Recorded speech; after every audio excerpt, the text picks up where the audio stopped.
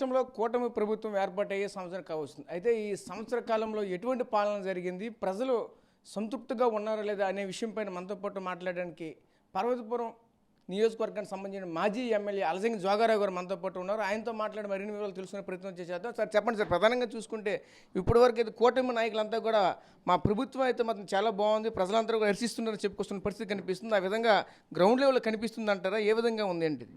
ఈరోజు నారా చంద్రబాబు నాయుడు పనితీరు కానీ ఈరోజు ఈ ప్రభుత్వం వచ్చిన తర్వాత రైతన్నకి రైతు భరోసా కానీ, అలాగే నిన్న చేసిన తల్లికి వందనం కానీ, ఫీజు రీంబర్స్మెంట్ కానీ, నిరుద్యోగ భృతి కానీ, 50 సంవత్సరాలకి బీసీలకి పెన్షన్ కానీ, ఇలా రకరకాలుగా చెప్తున్న అనేక హామీలు 143 హామీలు అమలు కానివి ఇచ్చి ఈ రాష్ట్ర ప్రజానికాన్ని మోసం చేసిన విషయాన్ని మనందరికీ తెలిసిన విషయమే. చంద్రబాబు నాయుడు అంటేనే దగాకోరుతనం, చంద్రబాబు నాయుడు అంటేనే మోసకర్తనం, చంద్రబాబు నాయుడు అనేవాడు వెన్నుపోడుతనానికి ఒక పేటెంట్ హక్కు నాకు. మరి ముఖ్యంగా ఈ రాష్ట్రంలో 5 కోట్ల ప్రజానికాన్ని వంచడమే కాకుండా ఇచ్చిన హామీలను అమలు చేయడానికి భయమేస్తుంది, మా దగ్గర డబ్బులు లేవని చెప్పడం జరుగుతుంది. ఈరోజు నిన్ననే మా నియోజకవర్గంలో యువత పోరిన కార్యక్రమం చేపడితే ఒక తమ్ముడు అంటున్నాడు, చంద్రబాబు నాయుడు ఇచ్చిన మాట ప్రకారం నాకు 36,000, నెలకి 12,000 లెక్క, నాకు 36,000 రూపాయలు నిరుద్యోగ భృతి రావాలి.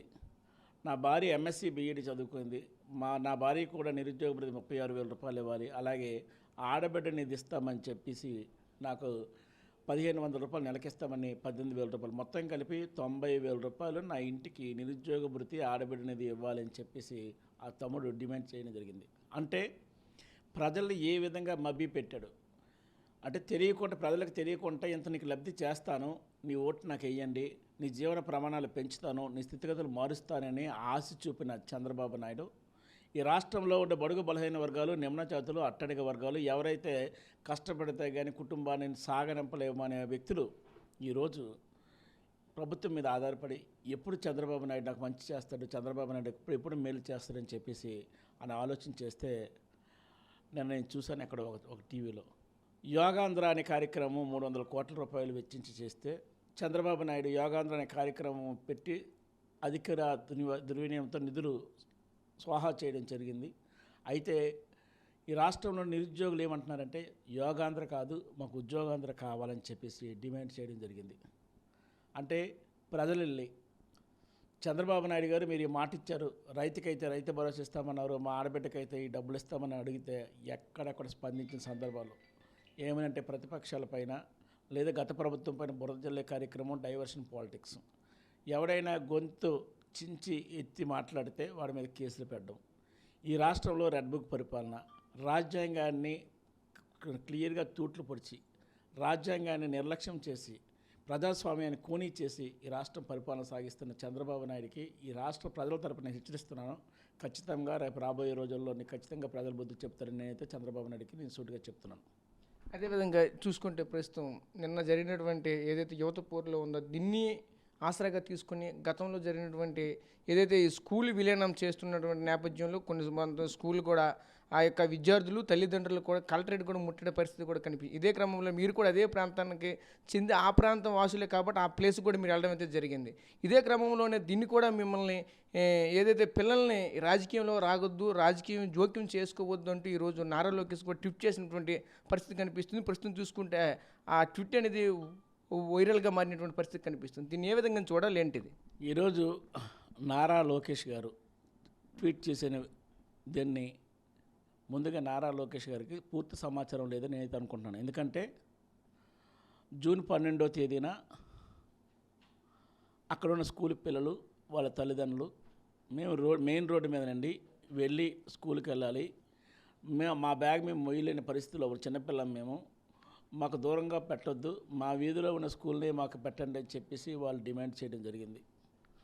జూన్ 12 తర్వాత జూన్ 18వ తేదీన మండల లెవెల్లో పెద్ద ఎత్తున వాళ్ళ తల్లిదండ్రులు పిల్లలు కలిపి ధర్నా చేయడం జరిగింది.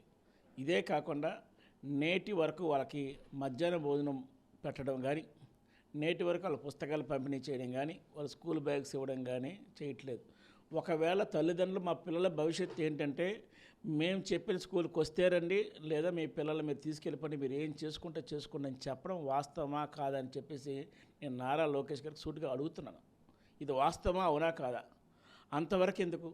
నిన్న జరిగిన ఇన్సిడెంట్లో వాళ్ళు గ్రీవెన్స్ కలెక్టర్ గారి దగ్గరికి వాళ్ళ స్కూల్లో డిమాండ్ చేశారు, తర్వాత మండలంలో ఎంఈఓ దగ్గర చేశారు, తర్వాత గ్రీవెన్స్ జిల్లా యంత్రాంగం దగ్గరికి వచ్చి గ్రీవెన్స్ అనేది డిఈఓ దగ్గర చెప్పాలన్న ఆలోచనతో వాళ్ళు వస్తే అది రాజకీయ పాలిటిక్స్తో డైవర్షన్ చేయాలన్న ఆలోచనతోనే మాజీ ఎమ్మెల్యే గారు వాళ్ళందరినీ తీసుకొచ్చారు. మాజీ ఎమ్మెల్యే గారు చేశారు కాబట్టి ఇది స్కూల్ జోళ్ళకి రాజకీయ ప్రమేయం వద్దని అంటున్నారు.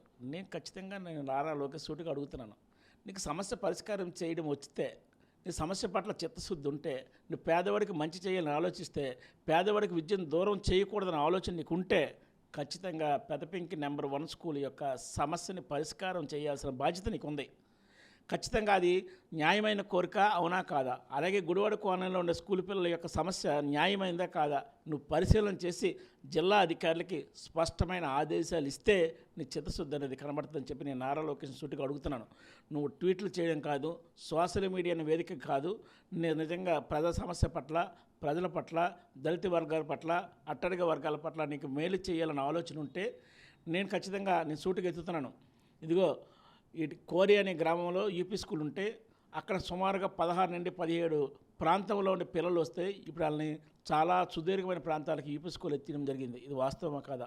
గడ్డలూపు ప్రాంతంలో బగ్గదొలస కానీ, బల్లకృష్ణాపురం కానీ, తామరకాని కానీ, అలాగే ఆ ప్రాంతంలో ఉండే పిల్లలందరూ కూడా గడ్డలూపు యూపీ స్కూల్లో చదువుకుంటే ఆ స్కూల్ ఎత్తేసి పిల్లలందరినీ దూర ప్రాంతానికి వెళ్ళమంటున్నాం. ఇది వాస్తవమా అవునా కాదా? సంగవలస ప్రాంతంలో కూడా ఇదే జరిగింది. అంటే స్కూల్ పిల్లల్ని కానీ వాళ్ళ తల్లిదండ్రులను కానీ ఇబ్బంది పెట్టాలని ఆలోచన చేస్తే, అంటే కూలికి వెళ్తే కానీ మా జీవన ప్రమాణాలు పెంచుకోలేము, కూలికి వెళ్తే కానీ మా కుటుంబం గడవదు అనుకున్న కుటుంబాలకి పిల్లల్ని స్కూల్కి పంపడానికి టైం స్పెండ్ చేస్తే మరి సామాన్యుడు ఎలా బతకాలి? సామాన్యుడికి ఎందుకు విద్యను దూరం చేయాలనుకుంటున్నాం? గతంలో 2014-19లో కూడా మీ ప్రభుత్వం ఆధ్వర్యంలోనే 1400 హాస్టల్స్ని పంపించింది. పేదవాడు హాస్టల్లో చదువుకుంటుంటే హాస్టల్ ఎత్తివేయడం జరిగింది. అంటే గతంలో చేసినట్టుగా మళ్ళా నీ ఆధ్వర్యంలో నువ్వు మంచి ఆలోచన చేస్తావు అనుకుంటే నువ్వు కూడా ఇలా చేస్తే ఎలా లోకేష్ గారు అనే ఆలోచన నేను సూటిగా అడుగుతున్నాను. లోకేష్ గారికి ఒక మాట చెప్తున్నాను, ఈ పెదపింకి నెంబర్ 1 స్కూల్ ప్రజలు కానీ, గుడివాడ కాలనీ ప్రజలు కానీ, అలాగే కోరి గ్రామ ప్రజలు కానీ, గొడ్ల ప్రాంత ప్రజలు కానీ, అలాగే సంగమవలస ప్రాంత ప్రజలు కానీ వాళ్ళు అడుగుతున్న సమస్యలు న్యాయమనివా కాదా? మీరు చేస్తున్న పని, మీ జిల్లా అధికారులు చేస్తున్న పని సక్రమైందా కాదా? ఖచ్చితంగా నువ్వు నివేదిక తెప్పించుకొని ఏది వాస్తవమైతే అది పరిష్కరించాలని చెప్పేసి నేను లోకేష్ గారిని డిమాండ్ చేస్తున్నాను. అంటే ప్రధానంగా చూసుకుంటే ఈరోజు పార్వతీపురం నియోజకవర్గానికి సంబంధించిన వాస్తవికత విషయాలు ఏవి కూడా పై స్థాయిలోకి వెళ్ళట్లేదా? అక్కడ ఉన్నటువంటి స్థానిక ఎమ్మెల్యే ఏ విధంగా వ్యవహరిస్తున్నారు? ఏం జరుగుతుంది అక్కడ? స్థానిక ఎమ్మెల్యే గారి విషయము వాళ్ళ పార్టీ వాళ్ళకి పూర్తిగా తెలుసు.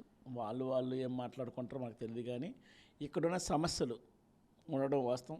సమస్యల పరిష్కారం చేయడంలో ప్రభుత్వం అనేది పూర్తిగా విఫలమైందని వాస్తవం. మరి ముఖ్యంగా ఈ ఎడ్యుకేషన్ డిపార్ట్మెంట్ కానీ, డెవలప్మెంట్ విషయంలో కానీ కొంత వెనుకబడతనం జరిగిందనే విషయాన్ని కూడా రాష్ట్ర ప్రభుత్వం తెలుసుకోవాలని చెప్పి నేను సూటిగా చెప్తున్నాను. Okay sir, thank you sir.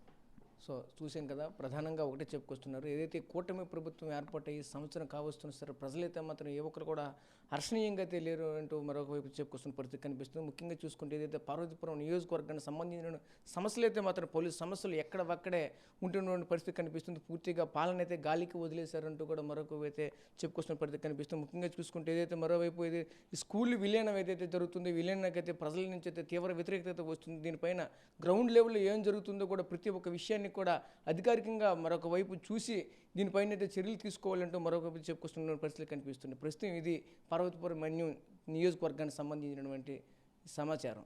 Camera person నాయుడుతో రాజేష్, RTV, విజయనగరం నుంచి. For latest updates on India-Pakistan tensions, download RTV Live app.